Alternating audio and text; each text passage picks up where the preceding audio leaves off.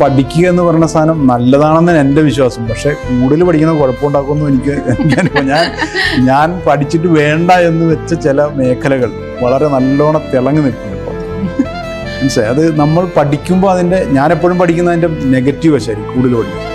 Positive വശം നമുക്കറിയാം. Positive വശം എന്നാൽ നമുക്ക് നേരിടാൻ എളുപ്പമാണ്. ഒരു പ്രസ്ഥാനത്തിൽ ഇറങ്ങുന്നതിന് മുമ്പ് നമ്മളെ നെഗറ്റീവ് ആണ് ആദ്യം പഠിക്കാൻ.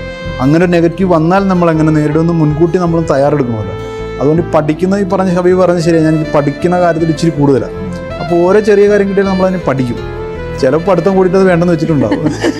അത് പക്ഷെ എന്നാലും പഠിക്കുന്നത് എപ്പോഴും നല്ലതാണ്. ഇപ്പം ഞാൻ പറഞ്ഞില്ല, ഇന്ത്യൻ സീ ഫുഡിലേക്ക് ഇറങ്ങാൻ നേരത്തെ ഞാൻ ഇന്ത്യൻ സീ ഫുഡ് പഠിച്ചപ്പോഴാണ് മനസ്സിലായി ഇന്ത്യയിലെ മീൻ കച്ചവടമാണ് ഹോളിവുഡ് സിനിമയേക്കാളും വലിയ മാർക്കറ്റാണ്. അങ്ങനെ ഒരു ഡാറ്റ നമ്മുടെ കയ്യിൽ ഉണ്ടാകുന്നത്, നമുക്കൊരു അറിവുണ്ടാകുന്നത് എപ്പോഴും നമ്മൾ പഠിച്ചിട്ട് ഒരു ബിസിനസ്സിലേക്ക് വരുന്നത്, നമുക്കൊന്നും നോളജ് ഇല്ലാതെ വരുന്നത് തമ്മിൽ നല്ല ഡിഫറൻസ് ഉണ്ടല്ലോ.